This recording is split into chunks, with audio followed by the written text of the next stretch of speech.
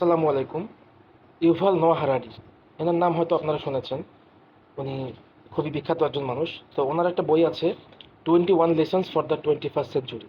তো ওই বইয়ের এডুকেশন চ্যাপ্টারটা নিয়ে একটু আলোচনা করতে চাচ্ছি। তো মানে টপিকটা হলো education in the 21st century. 21 শতাব্দীতে আসলে শিক্ষা কেমন হবে, শিক্ষা নিয়ে এখন অনেক ওলটপালট চলছে।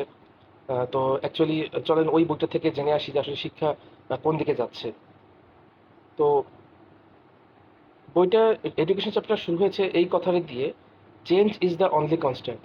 অর্থাৎ মহাবিশ্বে কোনো কিছু যদি অপরিবর্তনীয় থাকে তাহলে সেটা হলো পরিবর্তন, অর্থাৎ পরিবর্তনের কোনো পরিবর্তন নাই।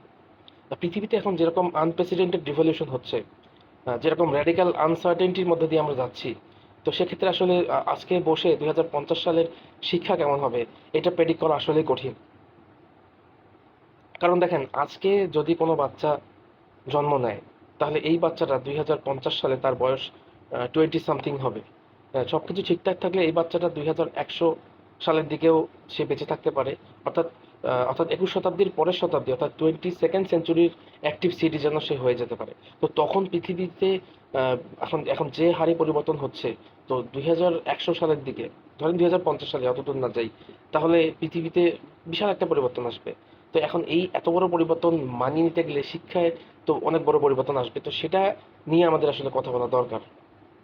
মানুষ যে ফিউচার এর আগেও প্রেডিক্ট করতে পেরেছে তা কিন্তু না। ধরেন আপনি এখন 2024 সালে বসে 2050 সাল প্রেডিক্ট করতে পারছেন না, আর সেটা ঠিক আছে। কিন্তু 2024 সালে যদি আপনি, ধরেন আপনি 2024 সালে ছিলেন, ধরেন চায়নাতে আপনি ছিলেন, এখন আপনি 2024 সালে বসে কি 2050 সাল প্রেডিক্ট করতে পারতেন? অনেক কিছু পেড করতে পারতেন না, আবার অনেক কিছু পেড করতে পারতেন। যেমন ধরেন আপনি 1024 সালে যদি চীনে থাকতেন, আপনি হয়তো ভাবতেন যে 1050 সালে কি হবে, সং এম্পায়ার কি কোলাপস করবে, অথবা উত্তর উত্তর পাশ থেকে কি খিতান বা মঙ্গোলীয়রা আমাদেরকে আক্রমণ করবে, অথবা প্লেগে কি লাখ লাখ মানুষ মারা যাবে। তো হ্যাঁ, এর অনেক কিছুই হতে পারতো, অনেক কিছু হতে পারতো। আমরা আমরা আসলে যদি 1024 সালে আমরা বসে এটা আমরা জানতে পারতাম না, কিন্তু আমরা এটা জানতে পারতাম যে 1024 সালে বসে যে 1050 সালে বেশিরভাগ মানুষ কৃষিকাজই করবে। আর্মিতে বা মন্ত্রী পরিষদে মানুষই লাগবে। পুরুষ নারীকে ডমিনেট করবে। মানুষের গড় আয়ু 40-এর কাছাকাছি থাকবে। মানুষের শরীর একই থাকবে। তো এই বিষয়গুলো আমরা 1024 সালে বসে আমরা 1050 সালে এটা আমরা শিওর থাকতে পারতাম যে হ্যাঁ, এটা হবেই। কিন্তু আপনি 2024 সালে বসে 2050 সালের কোনো কিছুই প্রেডিক্ট করতে পারবেন না, কোনো কিছুই। আসলে আমরা বলতে পারি না 2050 সালে আমাদের জীবিকা কি হবে, আদৌ আর্মিতে বা প্রশাসনে মানুষ থাকবে কিনা। আমরা কিন্তু বলতে পারছি না এখন, কারণ যেভাবে পরিবর্তন দেখতে পাচ্ছি।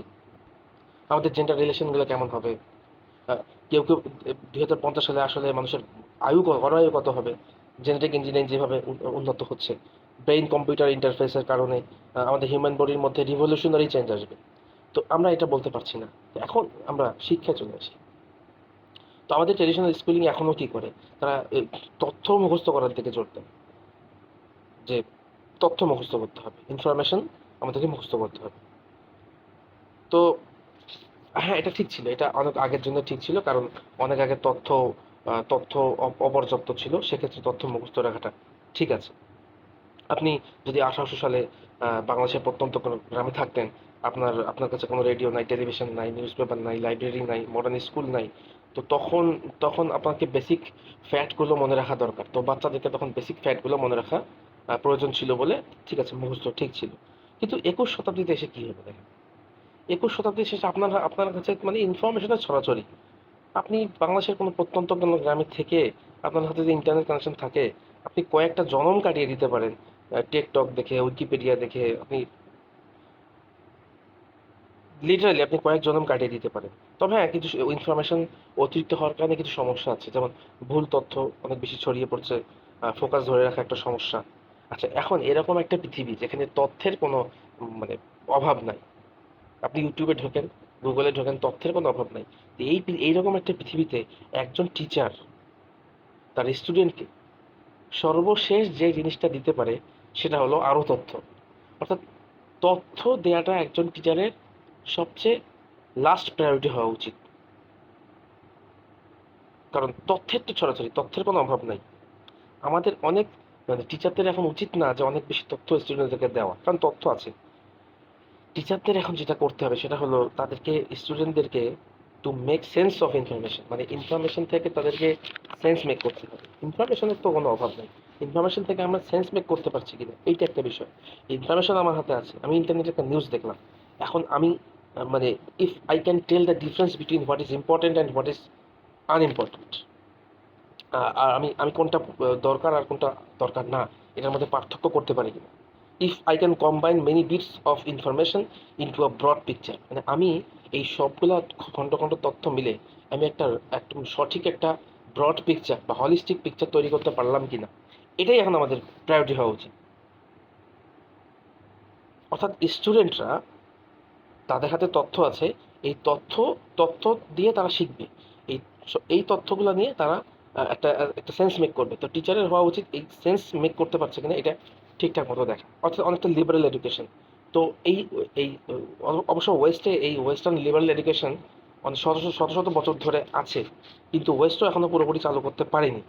কারণ আসলে তারা ভেবেছিল যে স্টুডেন্টরা যখন হলিস্টিক পিকচার পাওয়া শুরু করবে অন দেয়ার ওন, নিজে থেকে, তখন তারা একটা রং পিকচার পেতে পারে। কিন্তু এখন আসলে তারা ভেবেছিল যে হ্যাঁ এটা হবে, এটার সময় পরে আমরা পাবো, কিন্তু অ্যাকচুয়ালি এটার আর সময় নাই এখন, এটার আর সময় নেই।